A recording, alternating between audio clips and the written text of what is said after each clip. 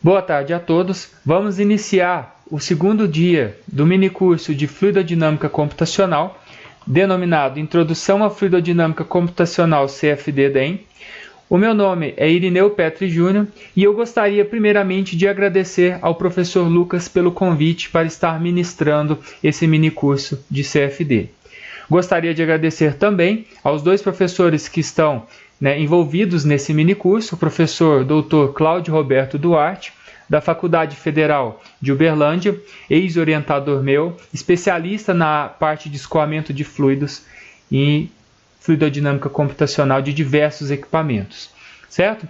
Gostaria de agradecer também ao outro professor, o professor Rodolfo Junqueira Brandão, ex-colega de trabalho, fez doutorado pela Universidade Federal de Uberlândia e especialista aí na parte de transporte de partículas pela abordagem DEM. Ok? Nós vamos iniciar esse curso, primeiramente, eu vou me apresentar e depois a gente vai voltar para a parte de slides que eu vou botar aqui na tela daqui a pouco para vocês. Certo? Então, como eu já disse, meu nome é Irineu, sou professor da Universidade Federal de Lavras, do curso de Engenharia Química, e eu ministro algumas disciplinas na graduação, dentre elas algumas disciplinas de operações unitárias, fundamentos de perfuração de poços de petróleo e a introdução à fluidodinâmica computacional. Ok? Nesse curso eu abordo pontos principais da fluidodinâmica computacional e aplico alguns casos práticos para os alunos. E eu quero trazer aqui para vocês um caso bem prático, bem didático, para que vocês também possam aprender essa ferramenta, a parte prática dessa ferramenta, porque os aspectos teóricos já foram abordados aí pelo professor Cláudio Roberto Duarte. Certo? Então vou trocar a tela aqui para a gente continuar. Mais uma vez, esse minicurso conta com o apoio aí da cooperação de 3 professores, o professor Rodolfo, da Universidade Federal de Alagoas, eu, da Universidade Federal de Lavras, e o professor Cláudio Roberto Duarte, da Universidade Federal de Uberlândia. Certo? Um apoio de 3 especialistas da área e cada um abordando a sua área de especialidade. Certo? Quem quiser ver um pouco mais sobre o meu trabalho, sobre as minhas aulas, pegar algum material de fluidodinâmica, algum material sobre outras disciplinas, pode acessar o meu site também, tá? Vai estar disponível para vocês, pode entrar em contato, minhas áreas de pesquisa, certo? Um pouco mais sobre o meu histórico. Eu iniciei meus estudos na área de fluidodinâmica computacional no segundo ano de Engenharia Química, tá? Tive como orientador o professor Cláudio Roberto Duarte, e aí eu comecei a realizar simulações de equipamentos que tinha lá no nosso departamento e que, na época, a gente fazia tanto a parte experimental quanto a parte de simulação. Tá? Realizei estudos na parte de simulação de leito de jorro, simulação de hidrociclones, dentre outros equipamentos. O meu mestrado e doutorado eu mudei de área, fui para a área experimental somente, na parte de secagem de cascalhos de perfuração, desenvolvimento de uma unidade de micro-ondas para secar esses sólidos, certo? Mas em paralelo com a minha dissertação e a minha tese, eu realizei algumas simulações, mas não entraram tanto no meu trabalho final, mas iniciei meu estudo na parte de fluidodinâmica computacional aplicado a aquecimentos de sólidos por meio de ondas eletromagnéticas, como é o caso aí mais conhecido, aquecimento micro-ondas de materiais, certo?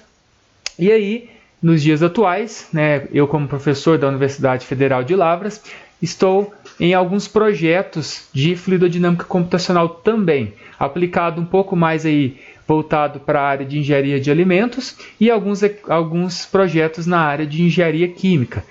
Tem projetos na área de descarga de silos, na simulação de escoamento em hidrociclones, na parte de aquecimento e aquecimento de sólidos e também na parte de secagem de sólidos, de material particulado, que envolve tanto transferência de calor quanto transferência de massa. E também, continuando aí, tem uma pesquisa forte aplicada no aquecimento de materiais granulares também por meio das micro-ondas, né? E aí envolve as equações de Maxwell, acoplados aos balanços de energia e massa. Então, são essas áreas que eu trabalho atualmente. Então, vamos começar, né? Como eu disse para vocês, o nosso segundo dia nós vamos abordar um estudo de caso, em que eu escolhi para vocês um estudo de caso bem simples, né? Ele é um estudo de um escoamento entre duas placas, porém, esse estudo de caso ele é bastante didático, porque tem como a gente explicar conceitos bastante básicos que vão ajudar vocês durante aí as simulações. O estudo de caso é o seguinte: nós temos um escoamento de um fluido por entre duas placas, né? Então nós temos duas placas em laranja aqui e um fluido escoando entre essas duas placas. Esse fluido que eu escolhi aqui pode ser o ar, por exemplo, tá? Então é o escoamento de ar a 20 graus Celsius entre duas placas de aço que têm espessura de 1 milímetro cada uma. Esse fluido, que é o ar, ele escoa com velocidade de 0,27 metros por segundo, e se a gente for olhar, né, fazer o cálculo do Reynolds para esse escoamento, nós temos um escoamento em regime laminar. Tá? Então, escoamento em regime laminar, por isso esse perfil parabólico aqui, de um fluido do ar entre duas placas. Tá? E aí, para ficar um pouquinho mais interessante esse caso, eu coloquei também, né, um caso especial, que eu posicionei um saco de gelo na placa superior e coloquei a placa inferior submetida a um vapor de água a 1 atm. Tá? Então, isso significa, traduzindo aí para a linguagem física, que a placa superior ela está toda a 0 graus Celsius e a placa inferior ela está toda a 100 graus Celsius, certo? Então nós temos um ar que escoa a 20, uma placa a 0 e a outra placa a 100 graus Celsius. E eu quero ver como que se dá o escoamento, né? O comportamento do escoamento do ar e também o comportamento da transferência de calor, da temperatura desse fluido, desse ar que atravessa a placa. Tá? Então, o problema é esse, né? Nós podemos tirar vários resultados desse problema, nós podemos ver como se dá a transferência de calor nesse fluido escoando, qual que é a temperatura média de saída, qual que é esse perfil de temperatura na saída, entre outros parâmetros. Certo? A placa ela tem essas dimensões que eu apresentei para vocês aí na figura, ela tem 1 metro de comprimento, 30 centímetros de largura e um espaçamento de 5 centímetros entre uma placa e outra. Vocês podem utilizar, né, eu vou utilizar aqui o ANSYS 19.2. O ANSYS ele é um pacote que engloba vários softwares dentro dele e eu vou utilizar a versão 19.2. Vocês podem aí, eu vou ensinar até vocês a baixarem, né, pelo site da ANSYS, utilizarem a versão 2020 R1, tá? É o mesmo princípio uma versão e outra, só que a 2020 R1 tem alguns ícones desenhados de maneira diferente, mas a sequência de montagem da geometria, malha e simulação é a mesma, certo? Para baixar esse software, vocês acessem aqui o site da ANSYS, ansys.com/academic, e aí vocês clicam aqui em Free Student Software, tá? Clicando aqui, ele vai te dar a opção de baixar os 4 pacotes da ANSYS. Você escolhe o ANSYS Student, tá? E aí vocês podem fazer um download da versão de estudante do pacote da ANSYS, tá? É um pouco pesado, mas vocês baixam, instalam aí na máquina de vocês. Como é uma versão de estudante, ela tem algumas limitações, tá? A principal limitação dela, que vai atrapalhar um pouco em algumas simulações de vocês, é o limite de quantidade de malhas computacionais. Tá? Ela permite somente a utilização de, no máximo, 512 mil células computacionais. Além disso, é importante vocês olharem também os requisitos básicos para a instalação desse software. É preciso que o seu computador tenha esses requisitos básicos para instalar, senão seu computador não vai conseguir rodar o software. Tá? Ok, então vocês podem utilizar a versão 2020 R1 e eu vou utilizar a 2019 R2 que já tem instalado aqui no meu computador. Vou falar um pouco aqui de malha, tá? Daqui a pouco a gente volta, né, na malha, nessa parte aqui que eu vou explicar. somente para mostrar aqui as etapas de simulação. O professor Cláudio já deve ter comentado com vocês, mas eu vou reforçar que para que a gente faça uma simulação CFD de algum problema, é necessário que a gente pegue esse problema, né, esse problema real, pegue e transforme esse problema seu em uma geometria CAD, tá? Então você vai transformar aquilo que está na realidade para algo que está no computador, né? Que é essa geometria CAD. A gente vai dividir essa geometria CAD em pequenos volumes infinitesimais, tá?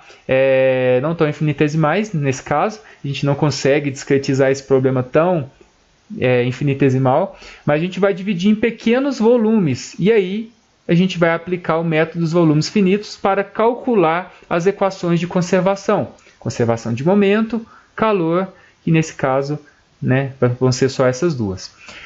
E aí essa discretização do nosso problema em malha computacional, em pequenos volumes, em que a gente vai aplicar o método dos volumes finitos, a gente chama de processo de geração de malha, tá? E aí, por fim, depois que a malha estiver pronta, a gente aplica as condições de contorno, as condições iniciais, as equações de conservação e as equações constitutivas que vão te dar uma particularidade da sua simulação e monta a última etapa, que é a simulação numérica.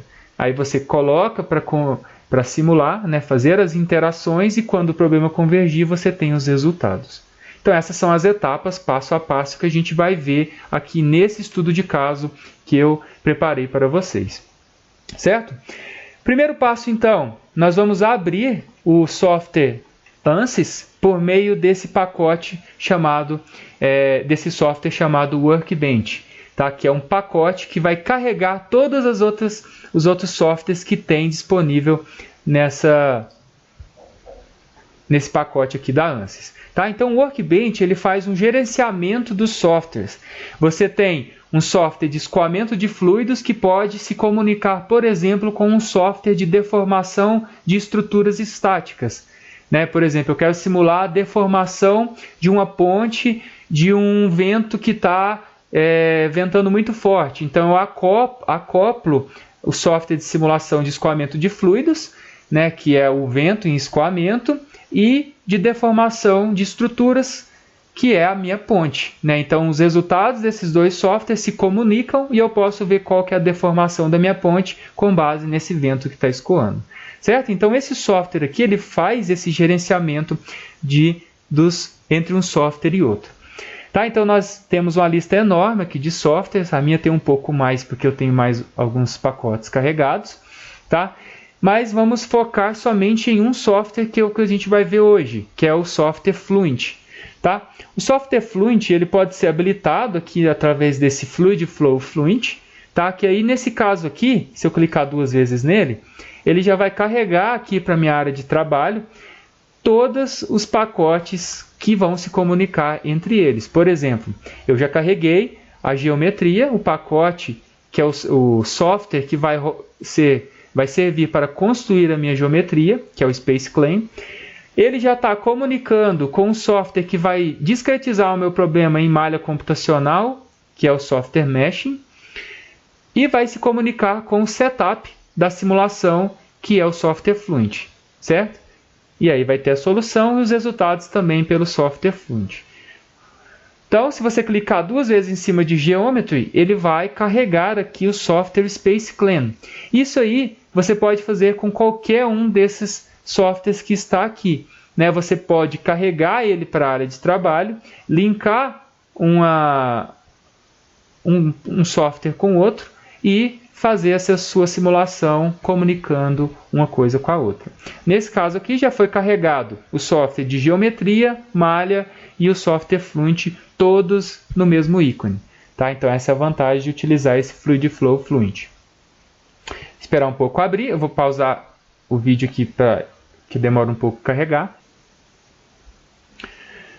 O software ele carregou, ele abriu o ambiente aqui do SpaceClaim, e esse ambiente do SpaceClaim ele é um ambiente comum, né, a vários softwares CAD. Né? Ele tem a construção da sua geometria com base em um desenho 2D, que depois você pode pegar esse desenho 2D, e converter ele em um desenho 3D por meio de ferramentas especiais.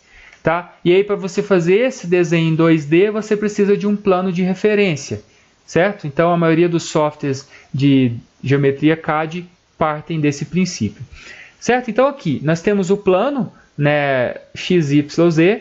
Nós vamos utilizar como referência o plano XZ, tá? E aqui nós temos as ferramentas que a gente pode utilizar. Não vou entrar em detalhe em todas, mas as ferramentas que nós temos aqui, elas podem servir para diversas configurações de geometrias um pouco mais complexas, certo? Nós vamos utilizar principalmente essa ferramenta Sketch, que às vezes o seu está em português, que é o esboço, tá? E essas ferramentas do lado de cá, que é para a gente modificar a geometria 2D em 3D, ok? E aí esse modo aqui entre o Sketch e as ferramentas em 3 dimensões é o modo que eu vou estar desenhando, né? Por exemplo, aqui ele está habilitado o modo esboço, modo 2D. Se eu quiser ir para o modo 3D, ele sai desse esboço que estava no plano, por exemplo, XZ, e vai para o plano, né, 3 dimensões. Os botões do mouse, o botão esquerdo clica, seleciona faces, etc. O botão direito ele é aplicado para você selecionar algum menu. A roletinha do mouse dá zoom. Se você clicar e segurar a roleta do mouse, e clicar, segurar e rodar, ele vai girar a minha figura, certo? Então vamos lá. Primeiro a gente tem que selecionar um plano de desenho, tá? Então eu vou clicar aqui que eu quero ir para o modo 2D e ele pede para eu selecionar qual plano eu vou fazer o desenho. Vou selecionar aqui, por exemplo, o plano XZ. Quero desenhar no plano XZ. Posso clicar nessa ferramenta de Plan View para ele me mostrar o plano XZ de frente. E eu vou clicar, através de alguma ferramenta, fazer um desenho em 2 dimensões. E nós temos várias opções aqui. Nós podemos fazer um desenho a partir de linhas, retângulos, círculos, ferramentas de ajuste, né, através de pontos, arcos de circunferência, ferramentas de polígonos com N faces, etc. Então você tem que ter imaginar o desenho em 2 dimensões e depois fazer com que esse desenho em 2 dimensões se transforme em 3 dimensões. Nesse caso nosso, nós estamos querendo desenhar, né? Vou sair novamente aqui para a nossa apresentação. Nós queremos desenhar essa placa, certo? O escoamento do fluido dessa placa, ela se dá entre esse espaço anular entre as 2 placas, certo? Na simulação em fluidodinâmica computacional, o próprio nome fala. Você está simulando a dinâmica do fluido seu em escoamento. Aonde que esse fluido escoa nessa minha geometria? Ele escoa entre uma placa e outra. Quer dizer, então, que a geometria que eu preciso desenhar é somente essa geometria em azul. Eu não preciso desenhar a espessura da minha placa. Por quê? Porque a espessura da placa não tem fluido escoando nela, tá? Essa espessura da placa tem como a gente entrar com os valores de espessura lá no software de simulação, que é um parâmetro do meu modelo, tá? Mas aqui não. Na hora de desenhar, a gente desenha somente o interior do equipamento, e isso tem que ficar bem claro para vocês, certo? Então, quando vocês forem desenhar, vocês vão desenhar somente o local que o fluido entra em contato, né, que ele está escoando. Por exemplo, quero desenhar um motor de um carro. Eu posso desenhar somente o local que a gasolina do meu motor percorre e as válvulas aonde ele é queimado. Eu não preciso desenhar parafuso do lado de fora do motor, né?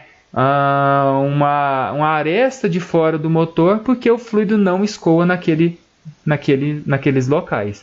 Exceto se eu estiver estudando, por exemplo, a transferência de calor na carcaça do meu motor. Aí, desenhar a geometria ela é importante para mim. Mas tirando isso, a gente desenha somente as partes internas do nosso equipamento. Desenhando a parte interna, então, nós vamos desenhar em 2 dimensões um retângulo. Tá? Vou desenhar aqui um retângulo. Eu clico na ferramenta de retângulo. clico no local que eu vou iniciar o meu retângulo e digito, por exemplo, as dimensões. Né? Eu vou desenhar primeiro a parte frontal por onde o fluido entra. Essa parte tem 50 milímetros de altura, tá? Aperto a Tab e preencho a largura de 300 milímetros. 50 por 300, tá? Se você quiser editar os valores, pode clicar aqui. Ok? Se tiver tudo certo, você aperta Enter.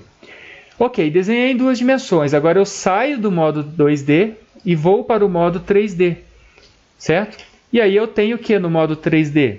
Vou clicar aqui em Select para a gente poder visualizar. Eu tenho um plano.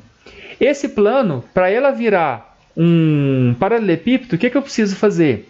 Eu preciso de que esse plano ele saia aqui na direção Y, certo? Então eu utilizo essa ferramenta de arrastar, essa ferramenta Pull, tá?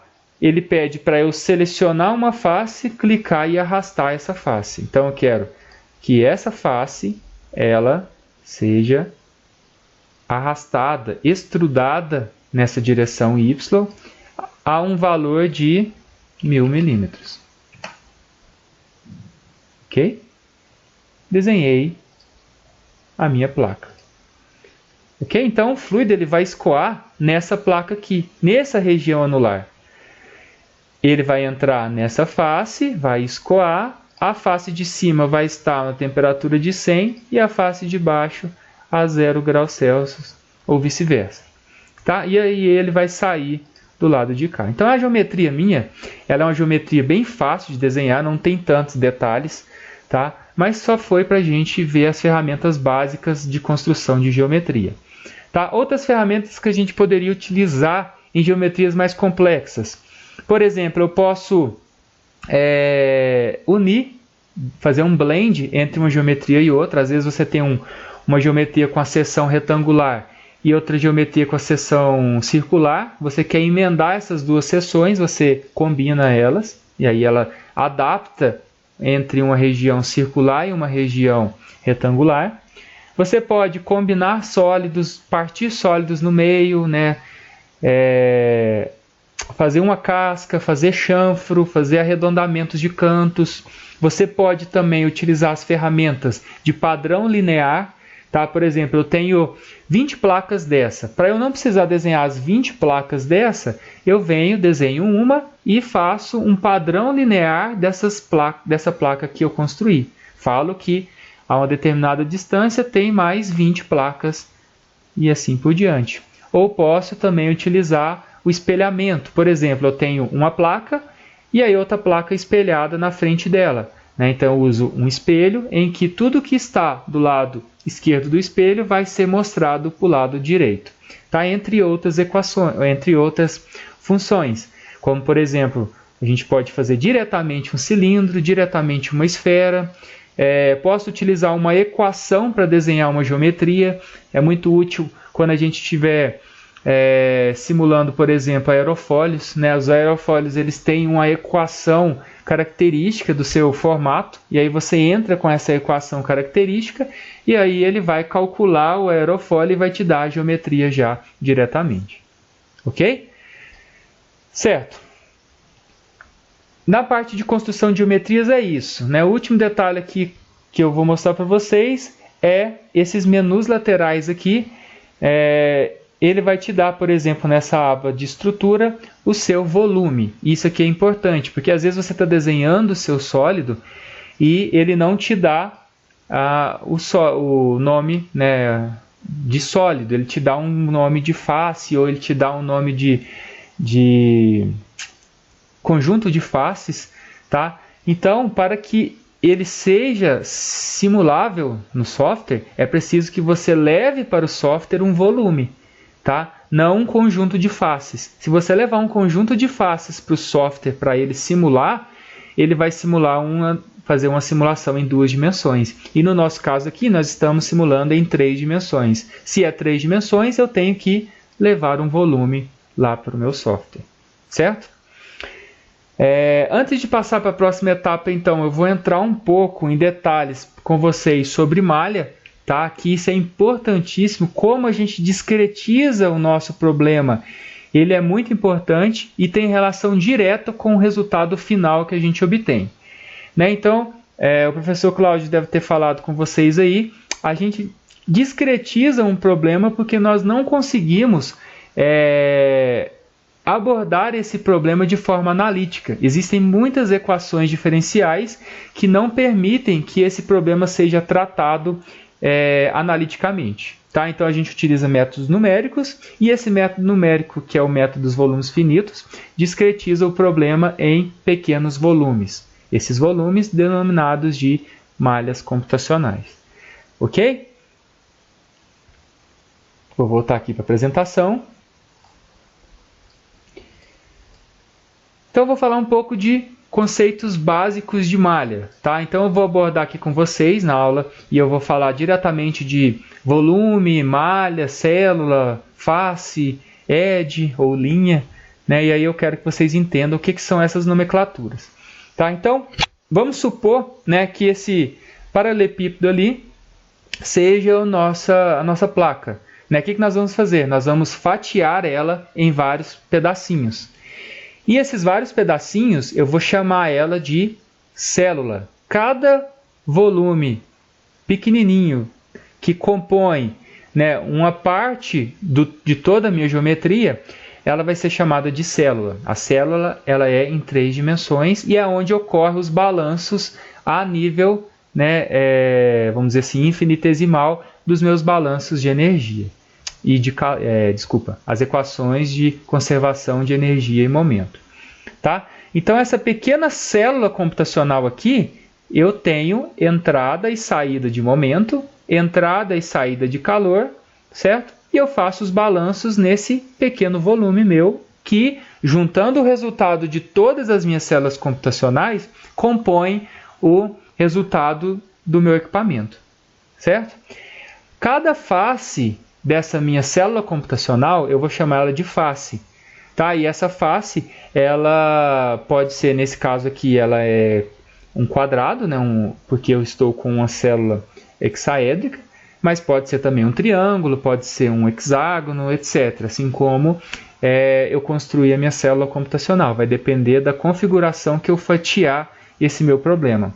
Nem sempre é possível a gente fatiar dessa forma que eu apresentei para vocês. Tá? Essa face, ela apresenta linhas, tá? Essas linhas são chamadas de edges. E cada vértice da minha célula tem um ponto. E eu vou chamar esse ponto de nó, certo?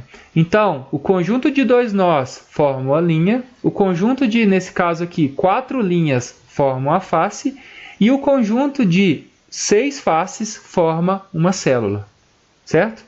Então, essa é a nomenclatura básica da célula da malha computacional. Sobre o tipo de estrutura que essa malha pode ter, né? Mostrei para vocês a configuração básica, que é quando eu fatio, né, de maneira igual, como se eu estivesse pegando uma faca e fatiando a minha geometria, mas nem sempre a gente consegue fatiar essa geometria em volumes perfeitos, em quadrados perfeitos, em cubos perfeitos. Tá? Então, dependendo do detalhe da sua geometria, é preciso que a gente divida também em prismas, pirâmides ou, por exemplo, células poliédricas. Tá? Mostrei alguns exemplos aqui para vocês. Em 2 dimensões, a gente fatia ela ou em triângulos ou em estruturas quadráticas, tá? Quadrados ou triângulos. E em 3 dimensões, né, aí a gente traz essas estruturas em 2D para essas faces em 2 dimensões para a minha célula em 3 dimensões. Posso fatiar ela como um conjunto de vários tetraédricos, várias pirâmides, vários prismas hexaédricos e vários prismas com base triangular. Certo? Então, um conjunto de vários hexaédricos me deu a geometria que eu mostrei aqui do lado. Eu poderia também ter utilizado o conjunto de vários tetraedros para fazer essa geometria, dividir essa geometria aqui, certo? E nós temos também uma abordagem mais nova, a utilização de poliedros, né? Poliedros são estruturas que não têm um formato, vamos dizer assim, muito definido. Ele não é um cubo nem um triângulo, você faz ele como fosse um formato para que ele se ajuste ao escoamento aí, à sua estrutura e ao escoamento que você está simulando. Tá? A abordagem mais comum que a gente vê no software Fluent é fazer esses poliedros não estruturados de malha. Tá? Então você pega por exemplo, uma estrutura tetraédrica e converte isso em um poliedro. Tá? Poliedros têm uma qualidade um pouco melhor do que os tetraédricos, tá? Mas os hexaédricos são melhores de maneira geral. E a gente vai ver por quê. Ok? Então, a gente pode dividir nosso equipamento, a nossa geometria, nesses volumes aqui. E aí, como você vai dividir, aí fica a escolha do usuário e do software, do algoritmo que você está usando para dividir essa sua malha. Outra coisa também é o uso de refinamento local. Ou seja, existem equipamentos em que a gente tem uma particularidade um pouco maior, né, um efeito um pouco maior das paredes do que do escoamento geral. Né? Por exemplo, se eu tenho transferência de calor pela parede, quer dizer que ali próximo à parede é um ponto que tem altos gradientes de transferência de calor, certo? Então, o local entre a região que o meu fluido está escoando e a parede é um local importantíssimo. E é preciso dar importância nesse local, porque senão os meus resultados, por exemplo, de transferência de calor, vão ficar um pouco mascarados. E aí a gente utiliza o conceito de refinamento diferente na camada limite. Tá?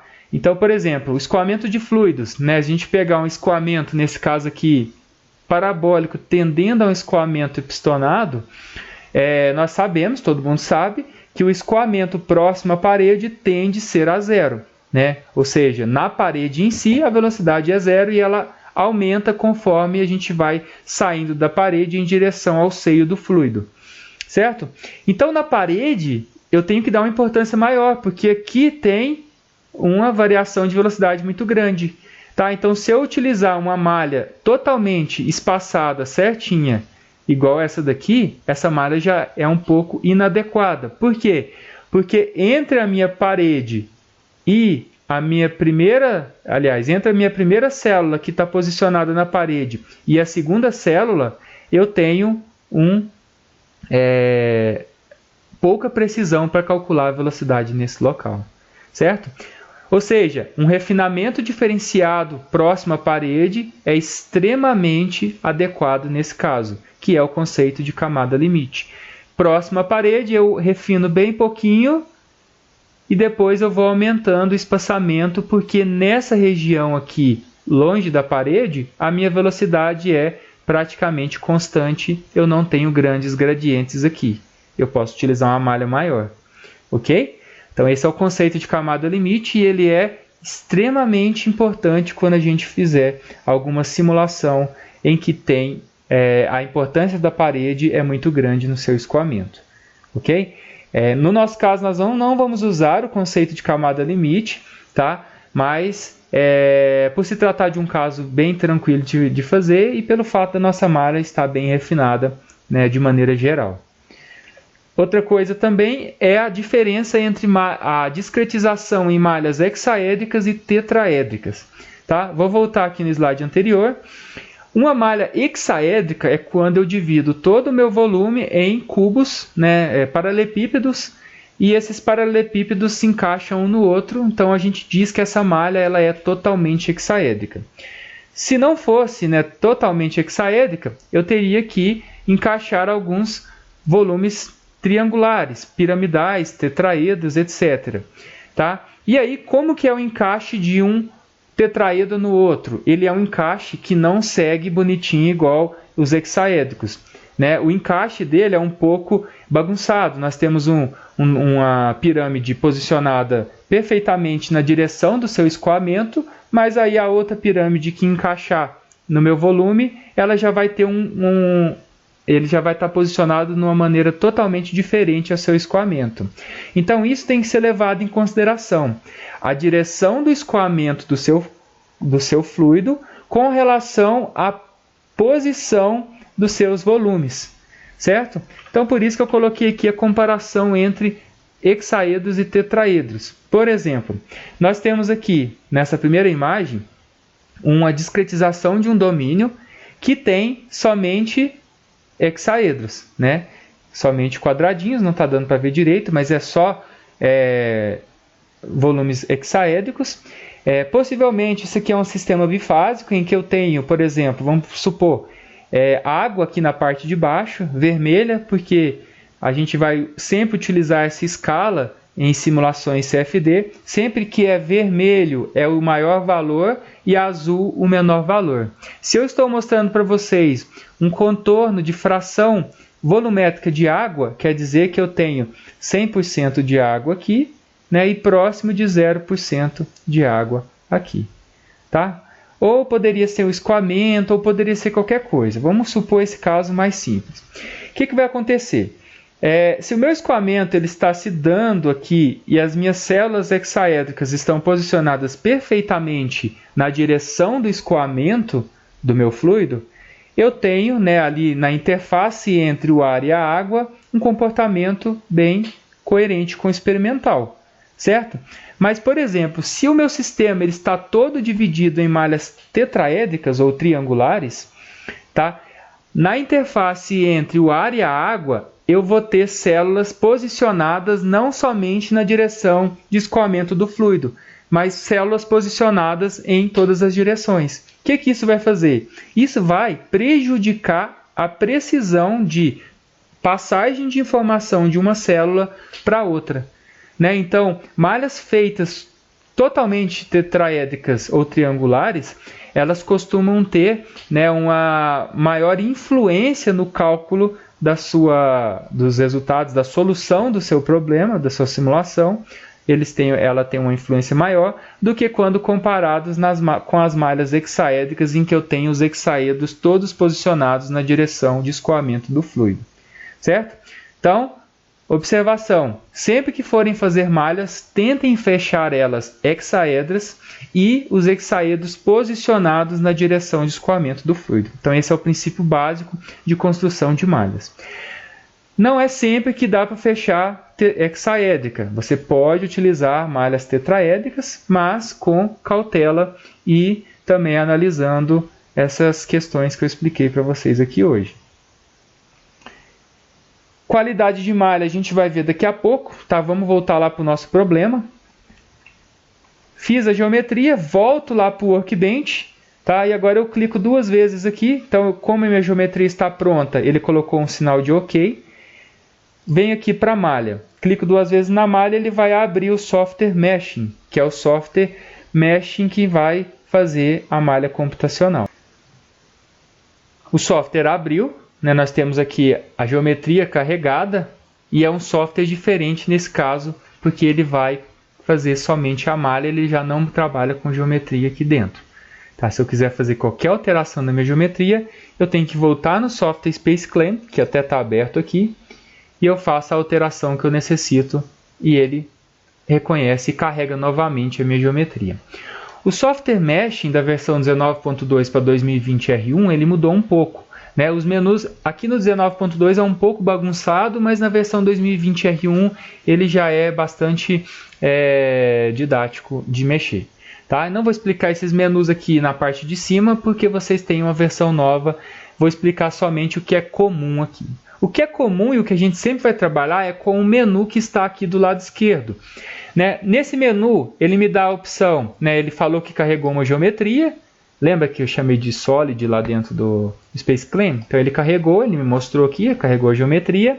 Embaixo tem como eu ver algumas configurações dessa geometria. Volume, medidas máximas, medidas mínimas, etc. O material da geometria, que nesse caso aqui não vai ser importante, que a gente vai definir esse material lá no software Fluent. O sistema de coordenadas e a malha. A malha está com raio porque a gente ainda não gerou essa malha aqui pelo software. Tá? Então temos duas maneiras de fazer essa malha. Primeiro, a gente pode utilizar a configuração básica dele, botar para gerar uma malha que ele mesmo, né, você define aqui nesses menus de detalhes de malha, tá? E a outra maneira é a gente adicionar manualmente o método ou o espaçamento da malha, assim como a gente quer fazer, ok? Vou fazer pelo segundo método, que é um pouco mais didático, vocês aprendem bem e geram malhas um pouco melhores do que aquela feita de maneira automática do software. Primeiro detalhe que a gente tem que fazer, né, a primeira configuração que a gente tem que alterar é aqui, né, nesse menu aqui de baixo. Sempre que a gente clica, né, em algum ícone aqui, esse menu vai mudar para dar os detalhes daquilo que eu cliquei aqui em cima, certo? Aqui, em Default, a gente tem que selecionar CFD, tá? Que a gente está fazendo uma malha de simulação de escoamento de fluidos e não é uma malha para, por exemplo, transferência de calor por meio do eletromagnetismo, tá? É por meio de escoamento de fluidos CFD. O software de preferência, tá? E aí ele dá os 3 softwares que tem dentro do pacote ANSYS para escoamento de fluidos. No nosso caso, nós vamos utilizar o Fluent. Ordem dos elementos, vou colocar linear, tá? Esses outros aqui a gente não vai mexer. Eu vou mostrar somente o básico para vocês. Então, nesse local aqui, é isso que a gente vai alterar no início agora, certo? O resto a gente volta analisando depois que a malha foi gerada, certo? Então, eu vou clicar aqui em malha com o botão direito, inserir, e aí eu vou colocar, eu tenho que definir duas coisas, qual que é o método que eu vou discretizar o meu problema e qual que é o espaçamento entre uma célula e outra, né? Por exemplo, eu vou discretizar o meu problema em hexaédricos, tetraédricos e qual que é o tamanho desses hexaedros, desses tetraedros, tá? Então, primeiro a gente insere o método, e aí ele fica amarelo aqui porque ele te pede para selecionar a geometria, você clica com o botão esquerdo na geometria e aperta Apply. Então, dentro dessa geometria, eu vou aplicar o método, por exemplo, hexaédricos dominantes.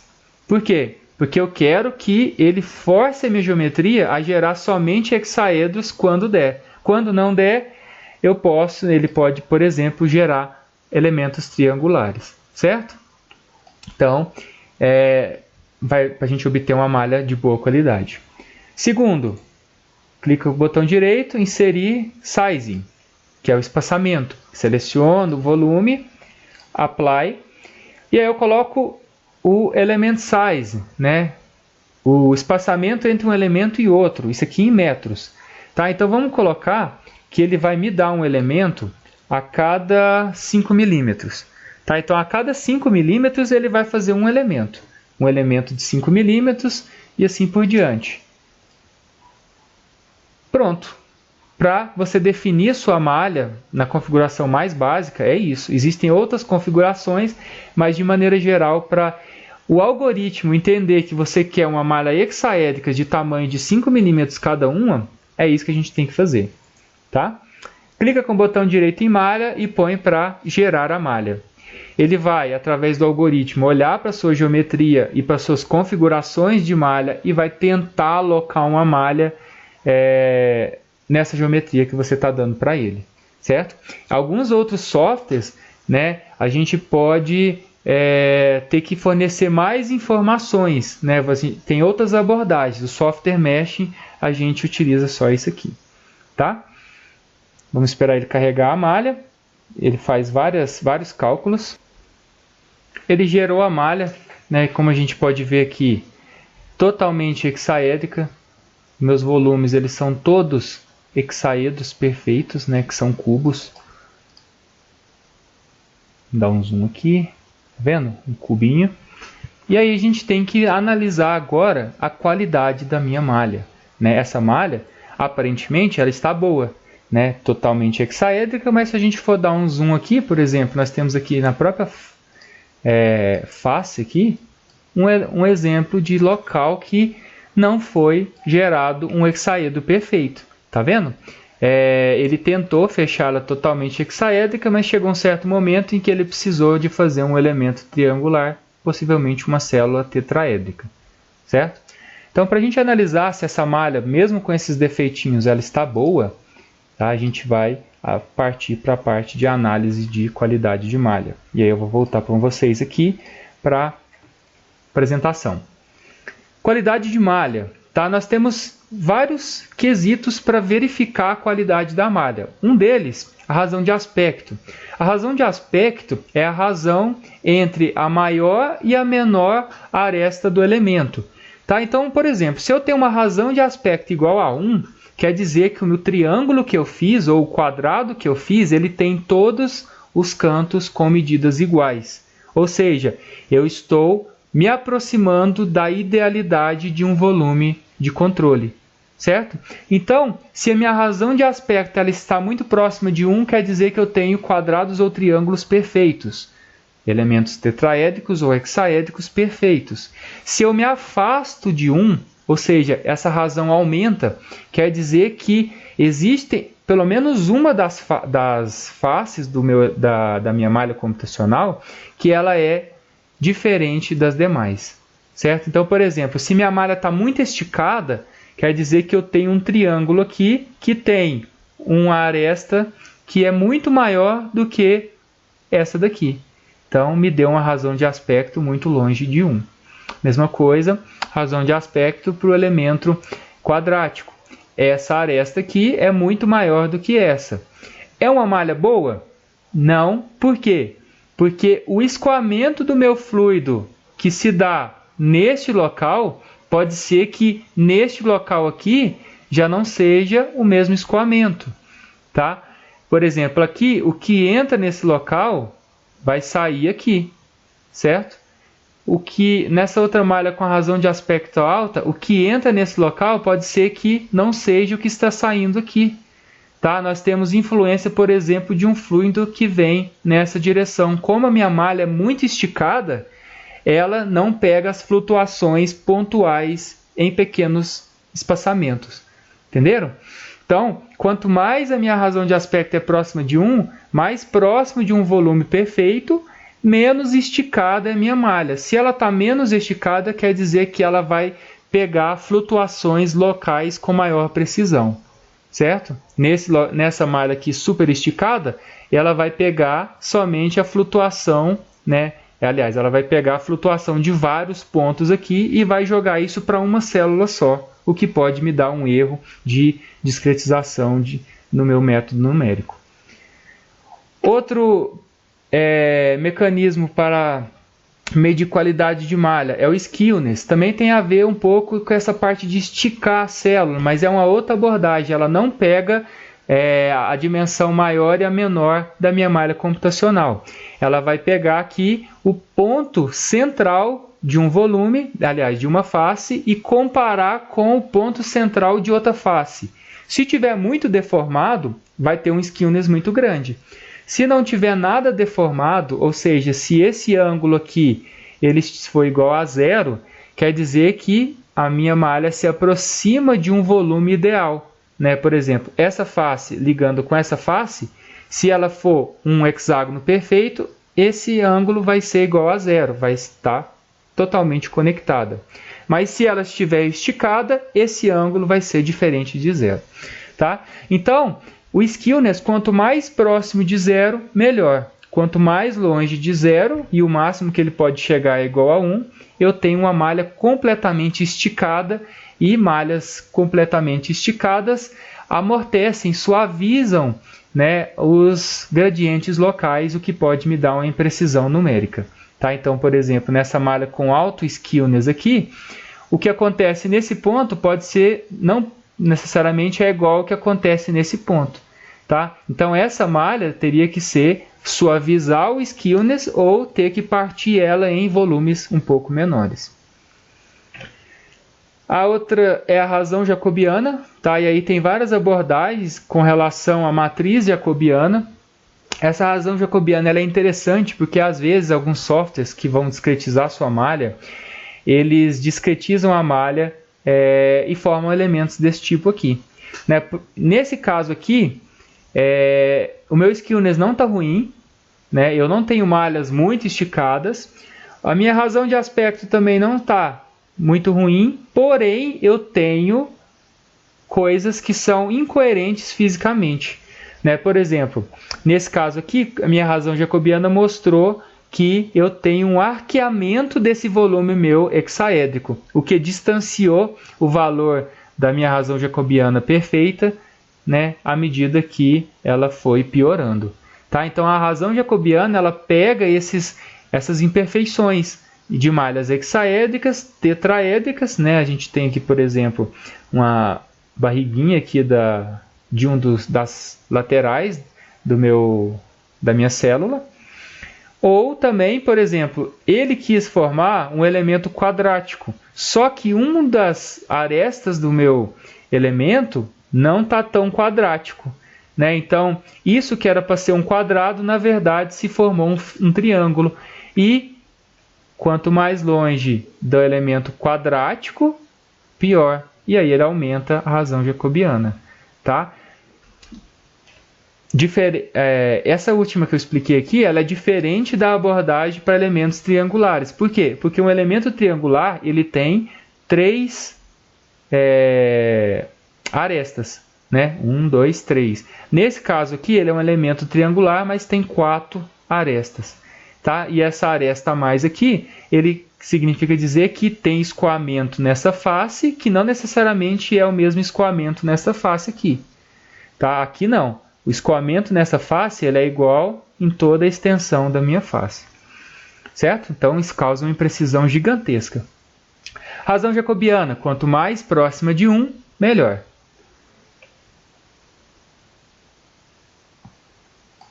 Vamos voltar aqui e vamos analisar a qualidade dessa malha que a gente gerou. Como que a gente analisa? A gente clica em malha, vem aqui, lembra que a gente alterou aqui, né, os defaults aqui da geração da malha? Então nós vemos aqui, a gente pode vir em qualidade e utilizar o Mesh Metric. O Mesh Metric está none, porque ele não está mostrando nenhuma qualidade. A gente pode, por exemplo, analisar razão de aspecto. Tá? Ele vai mostrar um gráfico, vou subir aqui a tela. Ele me deu, nesse gráfico aqui, que praticamente todas as células minhas hexaédricas, elas têm uma razão de aspecto entre 1 e 2. Tá?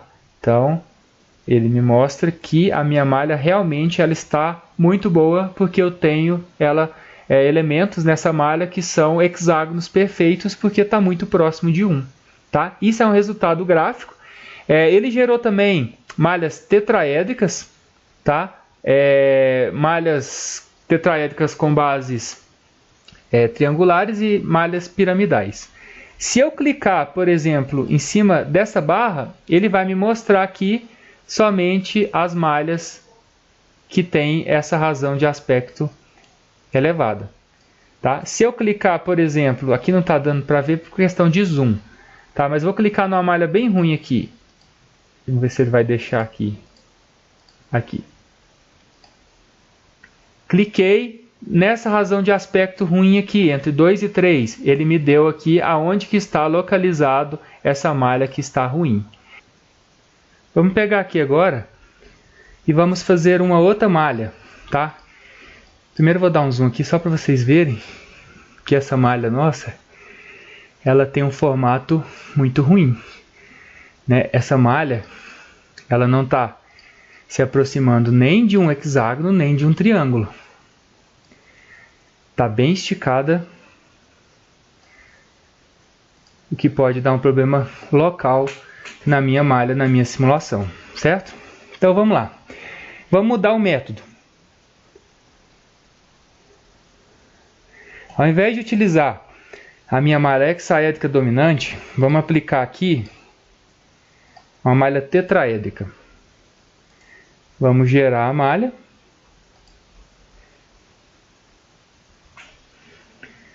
A malha gerada, né, a gente pode ver ela com elementos totalmente tetraédricos, né, então são triângulos.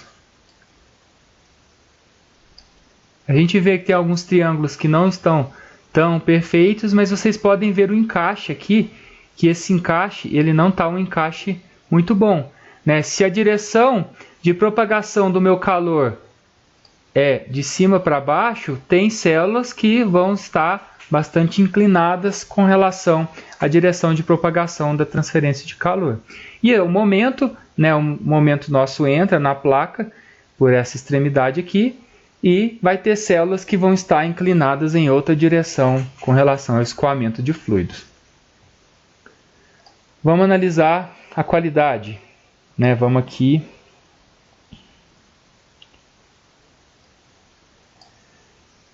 Peguei aqui razão de aspecto. A razão de aspecto aqui, nesse caso, já deu uma piorada bem boa, né? Se a gente for olhar, ele dá o valor mínimo, o valor máximo e a média. Lá a média estava bem próximo de 1. Nesse caso aqui, a média já aumentou para 1,82. Né? É bom, né? A razão de aspecto próximo de 1 é bom.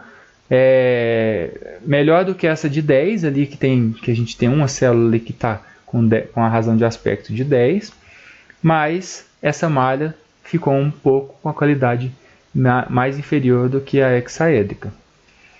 Se eu clicar em cima da barra aqui, ele vai isolar somente os elementos com qualidade boa. E a gente vê, né, que ele mostra só as que têm a qualidade boa. Vou clicar numa bem ruim aqui para a gente analisar. Por exemplo, essas células aqui. Ó, então ele me deu que essas células estão com qualidade ruim. A gente pode ver, né, que realmente elas estão com qualidade ruim porque o formato delas não está muito próximo de um triângulo perfeito, né? Ela está um pouco inclinada, tem alguma face aqui que está mais ruim que a outra, tá? Vamos clicar numa bem ruim mesmo.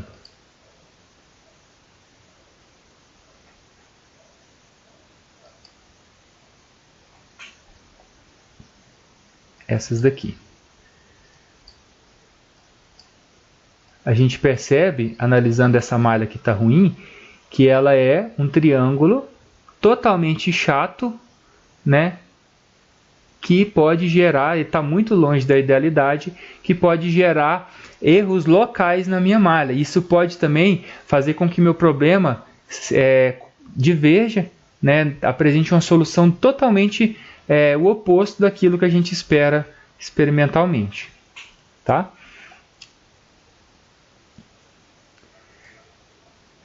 Gerou só malhas tetraédricas, quantidade de número de células. A gente vem aqui em estatística e vê o número de células computacionais. Ele falou aqui que gerou 1.044.187 malhas, né, elementos de malhas computacionais, células computacionais mesmo, e 189.400 nós. Ok?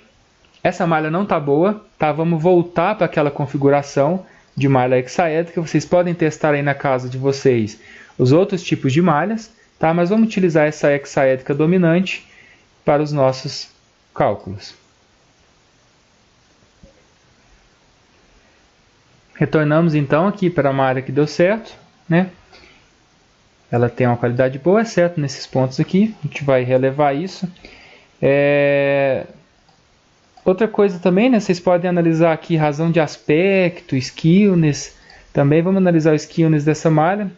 O skewness dela está muito próximo de 0, quer dizer que então ela está muito boa, né? O resultado dela aqui, médio, próximo de 0, com o máximo de skewness de 0,57. A razão de aspecto, vamos pegar aqui, por exemplo, a razão de aspecto MAPDL.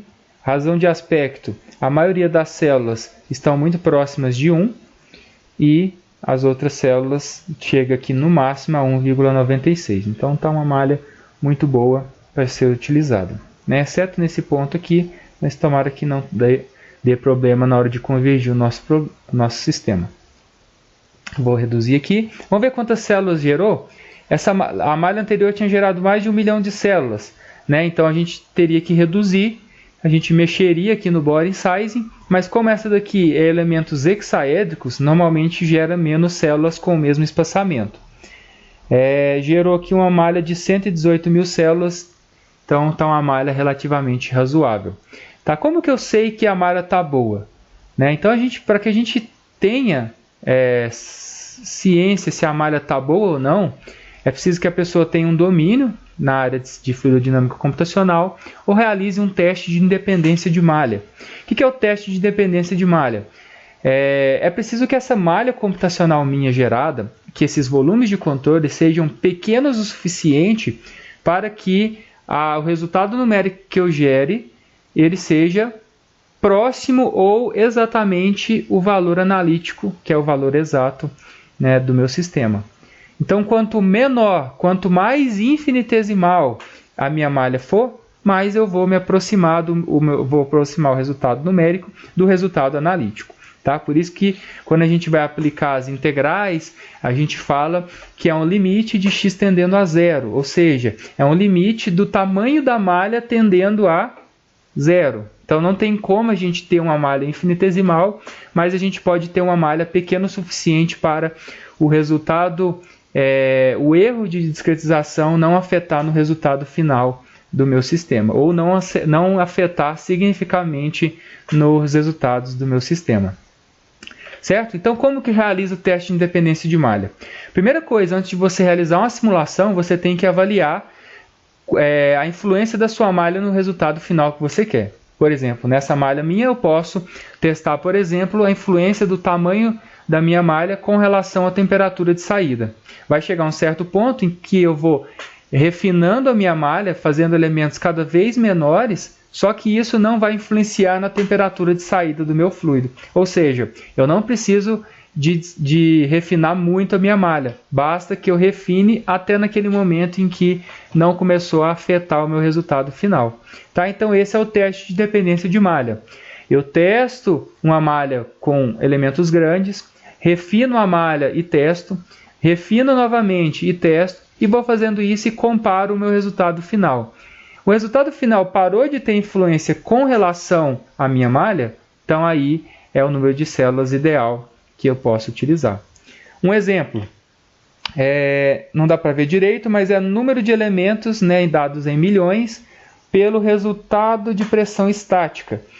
Com pequenas quantidades de célula, houve uma variação no mesmo sistema meu com relação ao número de células, só que chegou um certo momento em que essa variação estabilizou. Ou seja, mais ou menos aqui a partir de 1 milhão de células, eu fui aumentando o número de células e isso não influenciou no resultado final de pressão estática. Ou seja, o método de discretização pelos volumes finitos parou de afetar o resultado do meu problema. Então, eu construo malhas aí em torno de 1 milhão de células para simular esse problema aqui, que eu não elimino de vez o erro de discretização numérica. Se eu utilizar malhas menores, pode ser que, além do erro experimental, além do erro dos modelos, eu embuta no erro também o erro dado pela discretização numérica. Outro exemplo, foi calculado aqui o CD com base no número de células. Então, no mesmo problema, utilizando malhas com diferentes números de células, foi obtido que a partir de 19 mil células o resultado de CD se estabilizou. Tá? Então, faz sentido eu utilizar uma malha de 27 mil células? Não, porque ela gera resultado com a mesma precisão da malha de 19 mil células. E a de 19 mil células, por ser menor, ter número menor de quantidade de células, eu vou ter um gasto computacional mais reduzido, ou seja, ela vai simular mais rápido. Certo? Então, para isso serve o teste de independência de malha, que é obrigatório em estudos de fluidodinâmica computacional. Última etapa da construção de malhas é definir as fronteiras, porque até então eu tenho um retângulo e o sistema não sabe o que é esse retângulo. Né? Se eu carregar essa geometria minha para o software Fluent, ele não vai reconhecer o que é parede, o que é entrada, o que é saída. Então eu preciso definir para ele o que são essas fronteiras. Tá? Como que a gente define isso? Você clica aqui em geometria, né, ou malha mesmo, preciso que a geometria esteja habilitada.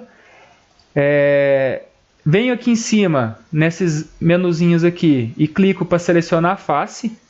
Tá? O de vocês deve estar em algum outro local aí na versão 2020.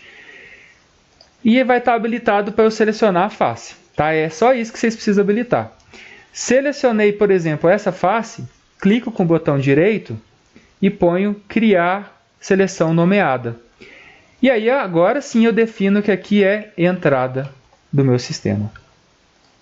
Certo? Do outro lado, seleciono, clico com o botão direito, criar seleção nomeada e falo que aqui é a saída. Essa parede, né, eu vou falar que é a parede fria, que tem o gelo em cima, e essa daqui, a parede quente.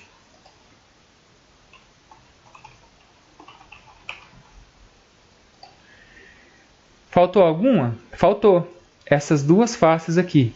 Tanto essa, seguro o Ctrl, e essa daqui. Essas duas faces, eu posso falar que o meu sistema ele é adiabático, né? Não há troca de calor nessas paredes. Então, clico aqui, criar seleção nomeada, e ponho, por exemplo, paredes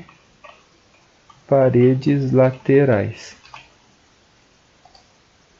Certo? Então, entrada, saída, lá no fundo, parede frio, parede quente e as paredes laterais. Ok. Finalizei a malha, fiz as minhas seleções nomeadas, eu carrego, né, clico com o botão direito em cima de malha e ponho para carregar tudo isso que eu fiz lá para o Workbench. Então ele está com raiozinho porque ele está gerando. Pronto, carreguei a minha malha. A geometria já estava carregada, agora eu carrego o setup do Fluent. Clico duas vezes em Setup e ele vai abrir a interface do Fluent. Tá? Antes de entrar aqui na interface, para aqueles alunos que gostam, né, de trabalhar com outros softwares de confecção de geometria CAD, por exemplo, tem aluno que gosta de mexer no SolidWorks, tem aluno que gosta de mexer no Gambit, AutoCAD, Google SketchUp, não importa, vocês podem carregar as geometrias que vocês fizeram nesses softwares para o Workbench, que ele reconhece sem problemas. Como que faz isso? Você clica aqui em geometria, ao invés de você clicar em geometria duas vezes para abrir, aliás, eu tenho que abrir aqui o Fluent para explicar para vocês.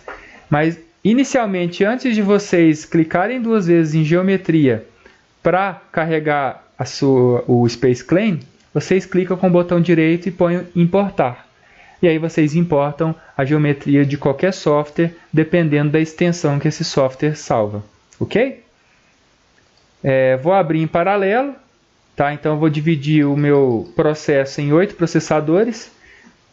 Dupla precisão, porque ele tem uma precisão maior para fazer os cálculos. E o resto aqui, né, é tudo default. E vamos carregar o software. Abriu a geometria, né, o software Fluent e a malha desse equipamento nosso. Certo? O software Fluent ele tem um pouquinho de diferença, a versão 19.2 da 2020 R1, vocês vão ver aí. Mas no geral ele tem essas abas aqui em cima que são menus que auxiliam esses menus aqui laterais. Tá? Então você vai seguir esse menu lateral de cima para baixo, colocando todas as condições de contorno que ele solicitar aqui para vocês. Certo? Vamos lá. Então de cima para baixo, o primeiro que a gente tem é o General. Tá? E a gente pode ver aqui em General bastante coisas, né, que dá para a gente mexer. Inclusive, essa parte aqui de malha a gente faz nesse primeiro momento. Né? Por exemplo, se eu tiver feito em outra escala minha geometria, tem como eu mudar a escala. Tem como eu checar minha malha, se está tudo bem, né? Se tem algumas as dimensões máxima e mínima, etc. Reportar a qualidade da malha, e ele vai fazer uma análise bastante simplificada da qualidade da sua malha, mostrando alguns problemas. Né? Nesse caso aqui, ele não mostrou nenhum problema da sua malha, nenhum problema que seja sério. E esse display aqui de malha, que também é o mesmo display se a gente for vir aqui em resultados e clicar duas vezes em malha, tá? Então, os dois dá a mesma coisa, display e aqui. Vou clicar nessa para a gente ver. Então, por exemplo, aqui eu posso, aqui são as entradas que eu coloquei lá no Software Meshing, posso fazer com que ele não me mostre a parede quente e frio, né? Então, ele vai te dar um detalhe só das paredes que está habilitado. Tá? E assim por diante. Um detalhe aqui que eu quero mostrar para vocês é isso aqui, ó. Por exemplo, a face de entrada é esta de cá. Tá? Então vamos rodar aqui o nosso sistema para ficar de acordo com o problema nosso. Essa é a face de entrada e a face de saída, a do fundo. Tá. Ok.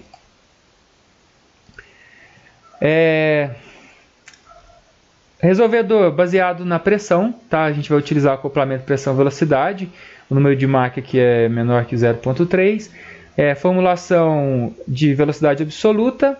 Vamos resolver sistema em estado estacionário, para a gente ver o resultado depois de um regime estacionário. E vamos habilitar a gravidade. A gravidade está aqui, nesse sistema meu, na direção Z, de cima para baixo. Né? Então vamos ver aqui na direção Z. Vamos só de novo aqui na malha para ver qual que é a parede fria que está na parte de cima. Então a parede fria é essa aqui de cima mesmo. Então a gravidade está na direção Z positivo, 9,81 metros por segundo quadrado. Certo? Então aqui está tudo ok. Aqui em unidades eu só vou mudar a unidade de temperatura porque ele insiste em dar ela em Kelvin. Então para a gente ficar mais fácil de definir ela, vamos colocar ela como grau Celsius. Ok? Modelos, tá? Então a gente clica duas vezes. Não é um sistema multifásico, é um sistema que tem balanço de energia, então a gente habilita as equações de energia.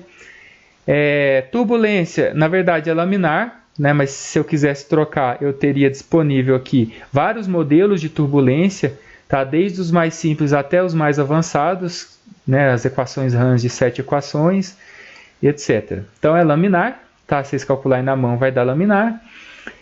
Troca de calor por radiação, trocador de calor, transporte de massa, nenhum desses aqui a gente vai utilizar, certo? Certo, então, materiais. Nós precisamos definir o material do nosso sistema. Então tem ar, já está habilitado aqui o ar vai entrar e as paredes do meu equipamento, elas são feitas de aço. Então eu clico duas vezes aqui em alumínio, tá? Venho aqui no Database e eu vou selecionar aqui no Database, né, o tipo de material sólido e procuro o aço. Né? Achei, copio ele, agora ele vai aparecer disponível aqui para mim. Tá? Então ele já tem uma base de dados completa para calcular todas as propriedades importantes, né? Densidade, CP, condutividade térmica, etc. Certo? Cell Zone Condition. Tá? Esse FF Solid é o meu equipamento. Veio lá do Space Clean essa denominação, passou no Software Meshing e veio aqui para o Fluent. Eu só tenho que selecionar o que passa nesse meu volume. Né? Então esse volume vai passar fluido dentro dele.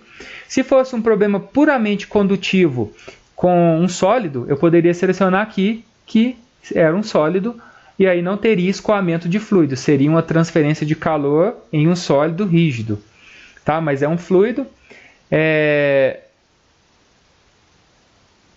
Operation Condition é super importante, a gente esquece muito, mas ele tem parâmetros muito importantes para a gente definir, como por exemplo a pressão atmosférica local. Vamos considerar que está a nível do mar.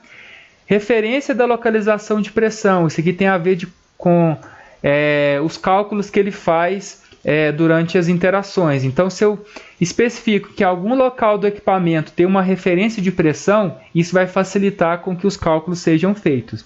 Tá? Nesse sistema nosso aqui, a gente pode falar para ele que na saída, onde a água sai lá no fim, está aberto para a atmosfera. Né? Então, tem uma referência de pressão ali, que é a pressão atmosférica local.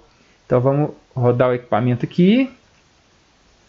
Então, nessa saída aqui, a gente pode falar, por exemplo, que nesse local aqui tem uma saída de pressão que está aberta, né? Essa face toda aqui está aberta para a atmosfera.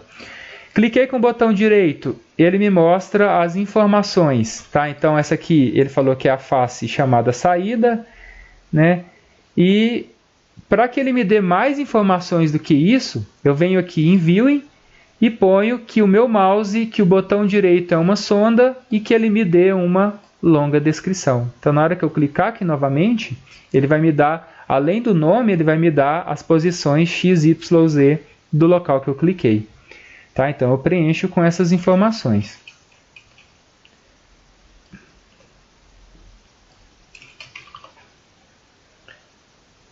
Parâmetro Bucinesc, esse aqui a gente não vai mexer.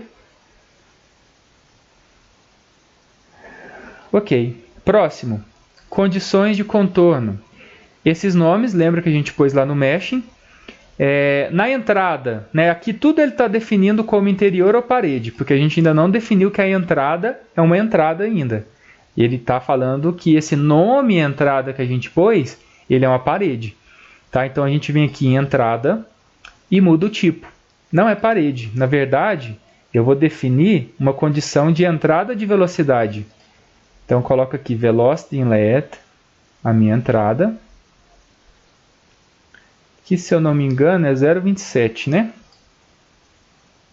0,27 metros por segundo.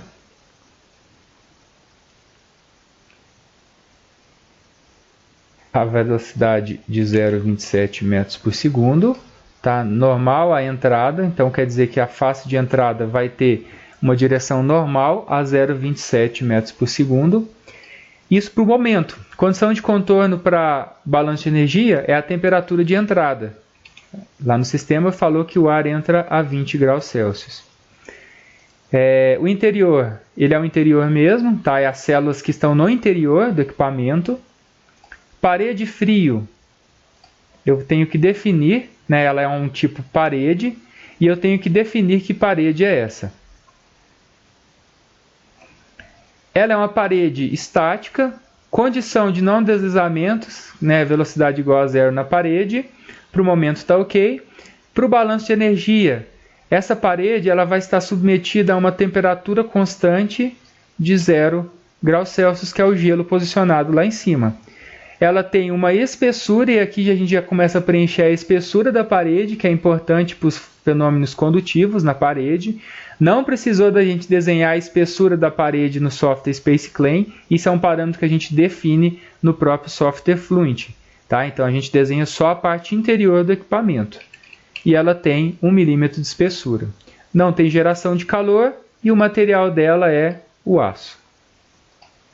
Eu faço a mesma coisa para parede quente, tipo parede, ponho editar. Momento, mesma coisa. Temperatura, condição de temperatura, ela está sempre exposta a uma temperatura de 100 graus Celsius. Coloco a espessura da parede, não tem geração de calor, do tipo aço. As paredes laterais, não foi falado nada no sistema, nós vamos considerar então que ela é uma parede adiabática. Se é uma parede adiabática, a gente considera, né, o fluxo de calor por essa parede igual a zero.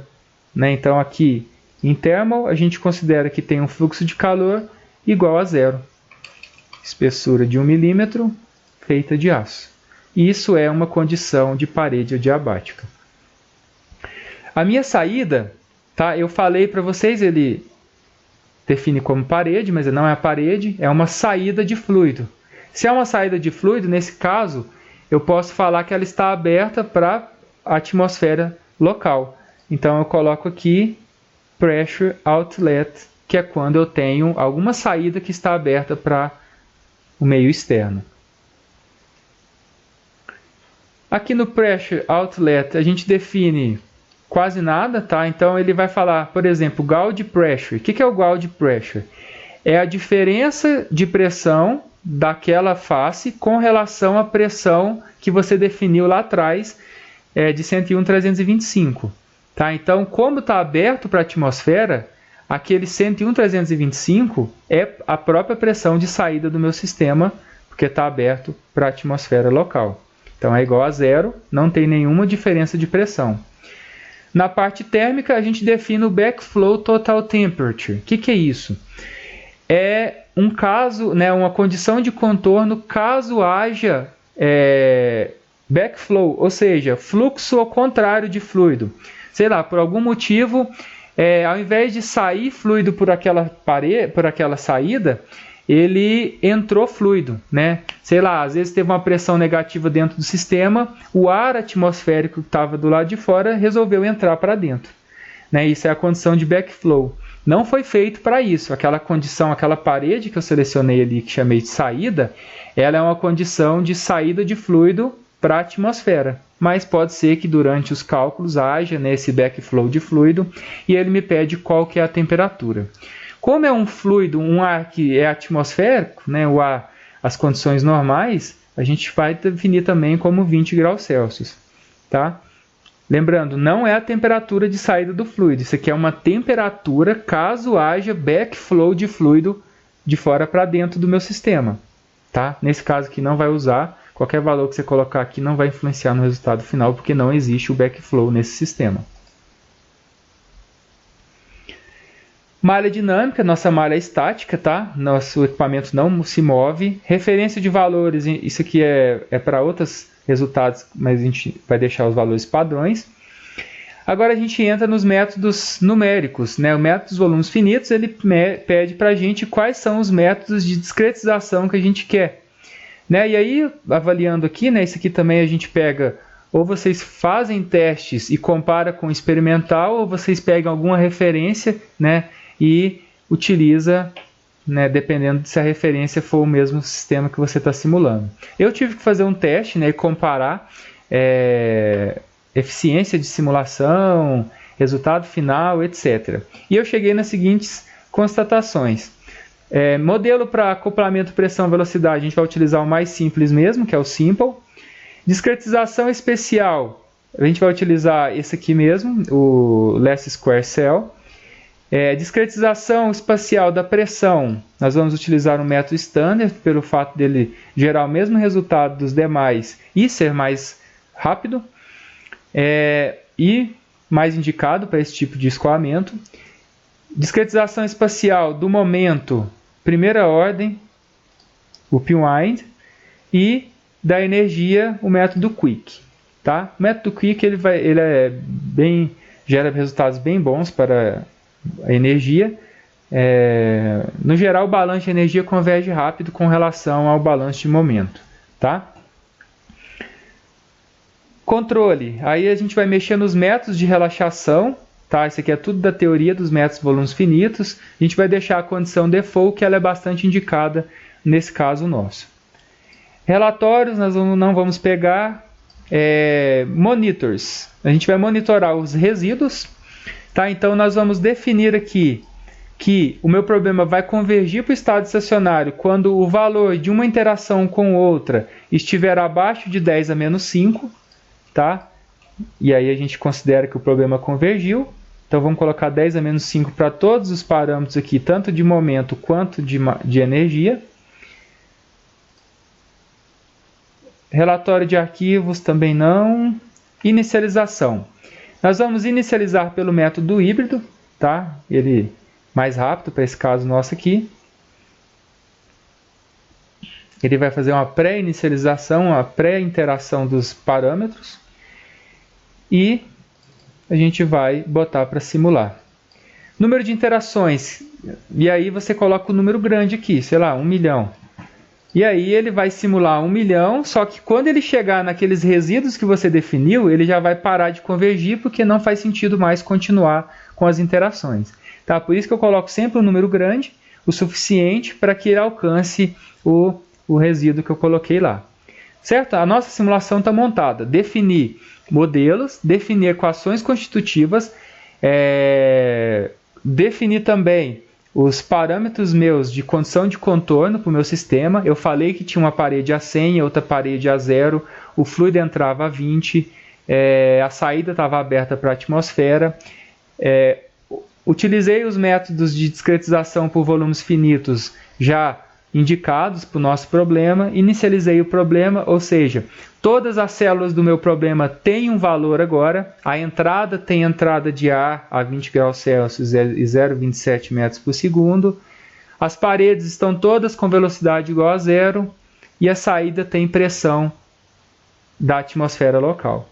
Tá? Então, Agora eu tenho que fazer o quê? Aplico métodos volumes finitos para pegar toda essa equação discretizada de cada elemento de malha que eu tenho ali e fazer os cálculos e chegar, né, num resultado que o resíduo desse resultado é abaixo de 10 a menos 5, que vai me dar o valor no estado estacionário desse meu sistema.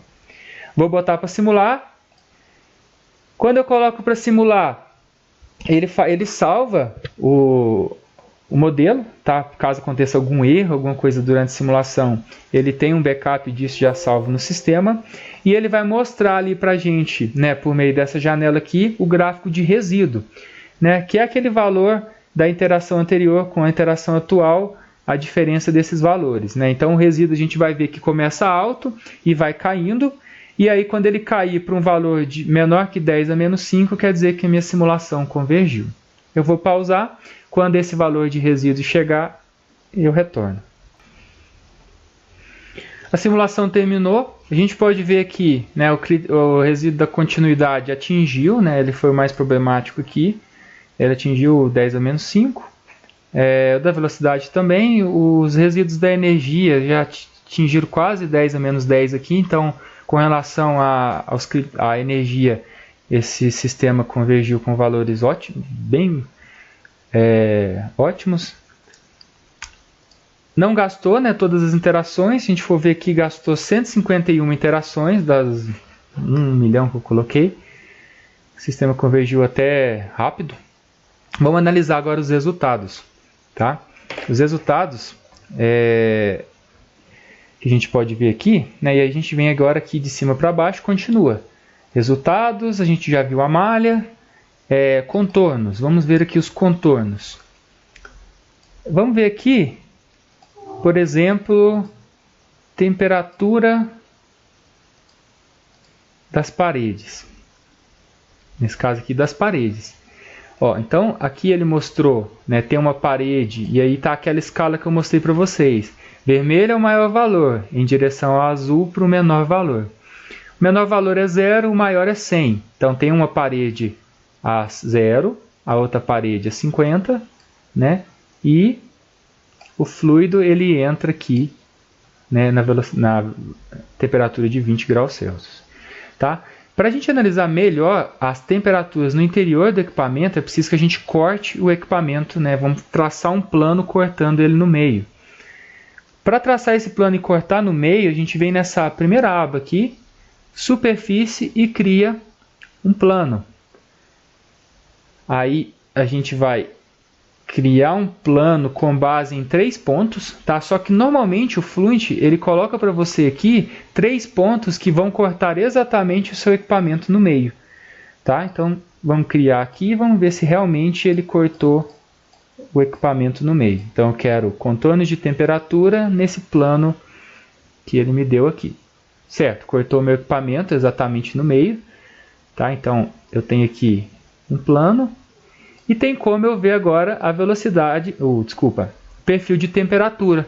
Né? O fluido entra azulzinho, azul mais claro. À medida que na medida que o ar ele escoa em direção à saída, ele vai trocando de calor com a parede quente e trocando calor com a parede fria. Tá vendo que a gente vê que essa transferência de calor ela se dá por camadas, né? Porque o nosso fluido ele está escoando no regime laminar, né? Então não há um turbilhão de turbulência ali, um vórtex de turbulência fazendo uma mistura desse fluido, né? A saída, a temperatura se dá em forma de lâminas, tá? E a gente vê aqui na saída que vai sair fluido frio, aquele fluido mais em contato com a parte superior, e fluido quente, aquele que está em contato mais com a placa inferior, certo? Podemos ver também, além de perfil de temperatura, podemos ver os perfis de velocidade, né? E a gente vê, quando ele plotar aqui, que vai ter uma velocidade bem baixa próxima às paredes, velocidade de 0, que é a velocidade azul, e uma velocidade bem alta no centro do equipamento, né? O que condiz com o perfil de regime de escoamento laminar. Ele entra a 0,27 metros por segundo e atinge um pico aqui de 0,39 no centro do equipamento, sendo que nas paredes a velocidade dele é igual a zero. Tá? Se você quiser melhorar a visualização, você pode habilitar essas linhas de contorno, que ele vai habilitar aqui, né, onde está a velocidade, a diferença de escala de uma velocidade para outra. Certo? Podemos ver também os vetores na forma vetorial, ao invés de na forma de contornos. Por exemplo, eu quero ver os vetores de velocidade no plano 6. Vamos botar aqui para setas, aumentar a escala aqui para 5, pular de 10 em 10. Então a gente vê, né, o escoamento, o fluido ele entra por essa extremidade e sai por essa outra extremidade e assim por diante. Tá? Então esse é o de vetores. Uma outra comparação que a gente pode obter, né, são os resultados não qualitativos, mas quantitativos. Né? Nós podemos vir aqui em report, em relatórios de, por exemplo, relatório de temperatura média. Né? A gente vem aqui em Surface Integrals e pede essa média aqui com base na área da minha malha.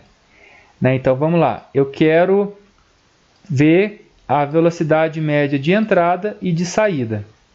E ele vai me dar que a velocidade média de entrada é 0,27 e a de saída também próxima a 0,27 aqui, com um pequeno diferença aqui, mais ou menos aqui na quinta casa decimal, que é dada pelo fato do critério dos resíduos nosso lá, mas também é 0,27, porque ele não tem escape, né, de fluido por esse sistema. Tudo que entra num lado sai no outro. Agora vamos pegar aqui, por exemplo, temperatura. Eu quero saber a temperatura de entrada da parede fria, da parede quente e da saída.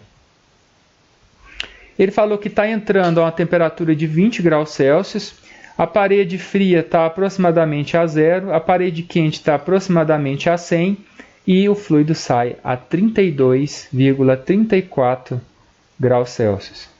Tá? Então, se eu pegar esse fluido que sai, né, e misturar esse fluido, porque ele está, né, com temperaturas em diferentes camadas, né, e se eu misturar, a temperatura média do fluido vai ser de 32,34. Ou seja, ele aumentou 12 graus Celsius desde que ele entrou na tubulação desse meu problema. Certo? Então, esse aí é um resultado excelente que a gente pode obter. Outro resultado, né, então vamos pegar aqui, pode ser um resultado, vamos plotar. Né, e para plotar ele me pede uma linha para plot. Né, então nós temos que fazer uma linha. Vamos plotar aqui novamente a malha. Né, vamos pegar aqui a saída. Vamos criar, né, naquele mesmo local, naquela aba lá, criar uma linha. Então vamos lá, eu quero criar uma linha bem no centro aqui, deste ponto até este ponto. Tá? Então ele me deu informações dos dois pontos. Primeiro ponto que eu cliquei, 0,167495, 0997488. Então é esse o primeiro ponto. O segundo ponto tem esses valores.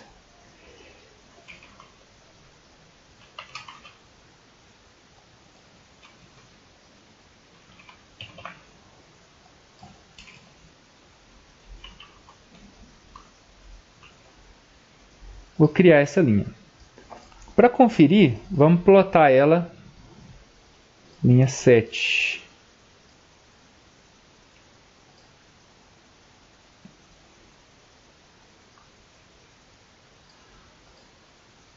Aqui a linha. Então a linha ela pega de cima e embaixo na saída. Tá, então nessa linha, acabei fechando, eu venho aqui em XYPlot e eu quero plotar ela na direção Z. Tá? Então ela está na direção Z aqui. Quero plotar, por exemplo, a velocidade. ele me deu uma velocidade, né, perfil parabólico, porque o escoamento é laminar, com uma velocidade próxima de zero aqui, tá? Não chegou em zero mesmo, né, porque a linha ela não atingiu, né, o ponto de zero da parte de cima, e o máximo aqui próximo de 0,4. Tá? Não é um perfil completamente parabólico, ele é um pouco epistonado, tá? Porque se fosse parabólico, a velocidade média que a gente colocou seria a velocidade máxima sobre 2. Né? E a velocidade máxima aqui não é o dobro da velocidade média. E perfil de temperatura. Né? Ele plota aqui, né, uma das paredes está a 0 e a outra parede a 100 graus Celsius. Lembrando, mais uma vez, ele não pegou os pontos extremos, por isso que não está 0 certinho, nem está 100 certinho aqui nas extremidades. E mostra o comportamento. Então, quanto mais longe do topo a gente vai se afastando, maior a temperatura, né, até chegar na temperatura de 100 graus Celsius, ou seja, foi um perfil em camadas. Vamos comparar esses resultados que a gente pegou aqui com a modelagem, com o resultado analítico. Né? Eu tenho aqui esse problema que eu utilizo com os alunos de engenharia química aqui da UFLA, eu utilizo, né, em modelar e simulação de processos, que chama aqui de AOPQ, justamente esse problema que a gente simulou no software Fluent, só que em 2 dimensões, estado estacionário, nesse caso aqui transiente, nesse caso, mas eu aproximei ele para caso estacionário, do mesmo sistema. Tá? Então vamos ver, aqui nesse caso vai ser um resultado analítico. Tá? Eu omiti aqui a parte dos cálculos para não ficar muito grande, né, o problema. Ele me deu que a temperatura média de saída é de 32,21. Tá? Então essa é a temperatura média da saída. E o Fluent, a gente viu lá que a temperatura média de saída dele 32,34. Ou seja, o resultado analítico do meu sistema em 2 dimensões, ele se aproxima muito bem do resultado numérico do meu problema em 3 dimensões. Aonde que está essa diferença aí entre um e outro? Pode ser devido à simplificação do esquema 3D para 2D, ou pode ter sido também a malha computacional, que eu não fiz teste de dependência de malha, pode ser então um problema de discretização. Pode ser algum problema aqui, talvez em algum modelo que eu utilizei, tá? Mas possivelmente não. Nesse caso aqui, o modelo que a gente utilizou, tanto no método analítico quanto no método numérico, foi o mesmo, né? As equações de momento e calor para um sistema em escoamento laminar. Tá? Então, possivelmente é a malha que eu gerei, eu tenho que fazer um teste de dependência de malha para tentar aproximar esse valor ao resultado exato. Ou pode ter sido também problema na minha modelagem, em que eu considerei, né, aproximei o meu sistema que é em 3 dimensões para 2 dimensões, para que esse modelo meu tivesse um resultado analítico. Outra coisa também, ele gerou um gráfico aqui, tá? E aqui esse gráfico vai estar, o eixo vai estar um pouco diferente do Fluent. Aqui eu modelei de menos 0,25 a 0,25, tá? É a mesma coisa do de lá, só que eu falei que o ponto, a minha tubulação estava centralizada no eixo igual a 0.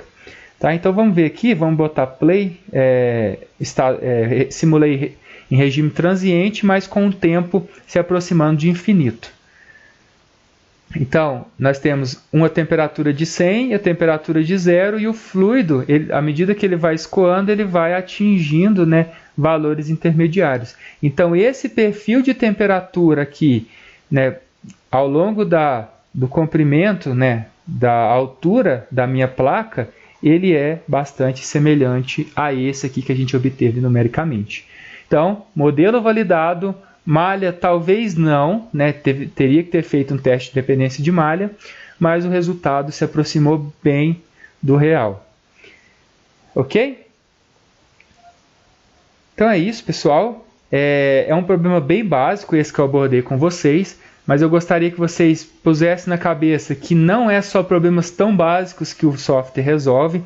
Isso aqui é mais para vocês aprenderem didaticamente, as funções de simulação de transferência de calor e massa, tá? Mas se você for simular algum equipamento um pouco mais complexo, né, que envolva modelos de turbulência, que envolva reação química, ou até mesmo um modelo multifásico, esse problema se transforma em algo bem mais cabeludo, e algo que a gente simulou aqui em 10, 20 minutos, pode ser que demore aí para a gente obter uma resposta final em torno aí de 30, 60, 90 dias.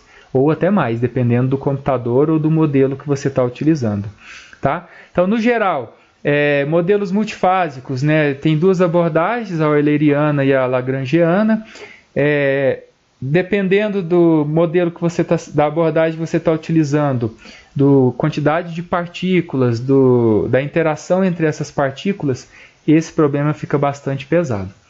Né? Então, você tem a possibilidade de simular vários equipamentos, qualquer equipamento que você desejar, basta que você tenha em mente quais equações que você utiliza nesse equipamento para dar certa particularidade na sua simulação. Né? Por exemplo, eu tenho essa placa, eu utilizei balanço de momento e calor. Não tinha reação química, porque não era particularidade desse sistema.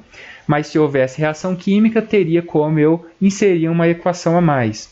Não tinha turbulência, porque a velocidade era baixa, mas se eu aumentasse a velocidade, eu teria que inserir as equações constitutivas de turbulência. Não tinha partículas, mas eu poderia ter injetado ou colocado partículas no meu sistema, tá? E aí o problema não seria mais monofásico, seria multifásico. Transferência de calor por radiação, a gente negligenciou nesse caso aqui, né? Mas tem como a gente habilitar também. Tá? Então são inúmeros os casos, a gente nem mexeu com dinâmica de paredes, né? As paredes estavam todas estáticas, tá? Então tem problemas, por exemplo, agitação de tanques que utilizam hélices e essas hélices rodam, né? Então são paredes móveis, tá? Então são vários exemplos que eu posso citar para vocês que vocês podem trabalhar aqui no software, certo? Tem outras ferramentas, mas não tem como a gente ver no curso de hoje, tá? Eu espero que vocês tenham compreendido pelo menos a parte básica. E quero reforçar aqui mais uma vez que eu estou disposto a esclarecer qualquer dúvida que vocês tiverem. Eu vou deixar, né, o meu site no rodapé.